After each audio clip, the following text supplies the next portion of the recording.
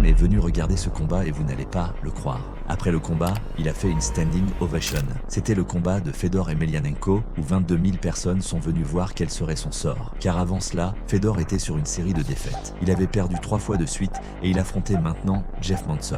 Tout le monde ne croyait plus en Fedor, pensant que ce serait sa 4e défaite. Mais dès le début, quelque chose d'inattendu s'est produit. Fedor est immédiatement passé à l'attaque, ce qui est inhabituel chez lui, car normalement il étudie d'abord son adversaire. Mais dans ce combat, il devait tout faire pour gagner. Monson, en revanche, se tenait comme un roc. Et puis Fedor trouve le moment. Il met Monson au sol. Mais même alors, Monson refuse de s'avouer vaincu et continue de se battre. Et cela allait probablement devenir l'un des moments les plus humiliants de sa carrière. Car après une pression constante, Fedor place un lourd coup à la tête, continue de presser et met Monson au sol une nouvelle fois. Le propre frère de Fedor le soutenait intensément pour qu'il ne se déshonore pas devant le chef du pays. Et Fedor faisait tout pour remettre Monson à sa place. Mais alors Monson commence à jouer malin en tombant au sol exprès pour que Fedor vienne à lui. Au 2e round, Fedor comprend à quel type de stratégie sale il a affaire et il place un coup précis à la mâchoire qui fait vaciller son adversaire. On voit déjà la confiance disparaître des yeux de Monson. Encore et encore, Fedor frappe, mais Monson continue de tomber, essayant de l'attirer au sol. Honnêtement, cette tactique commençait déjà à être frustrante. Même Fedor le remarque et dit à Monson « Mec, ne te bats pas comme un rat, bats-toi comme un vrai homme,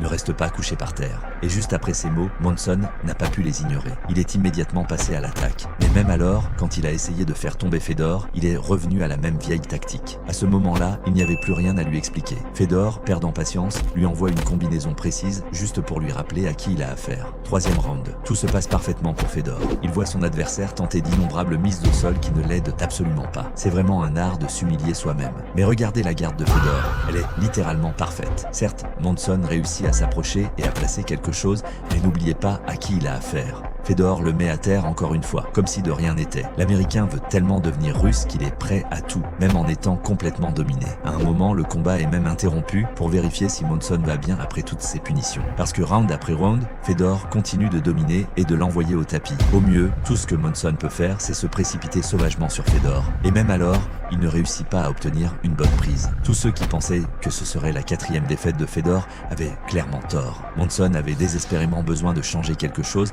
car ses mises au sol et sa tactique au sol ne fonctionnaient tout simplement pas. Mais on avait l'impression que Monson voulait tellement la citoyenneté russe qu'il était prêt à tout. Pendant ce temps, Fedor reste calme avec un positionnement parfait. Chaque fois que Monson tente une nouvelle mise au sol, Fedor l'arrête instantanément. Et bien sûr, à la décision des juges, il n'y avait aucun doute sur le vainqueur. La victoire revient à Fedor. Un combat tellement impressionnant que même Poutine lui-même l'a apprécié.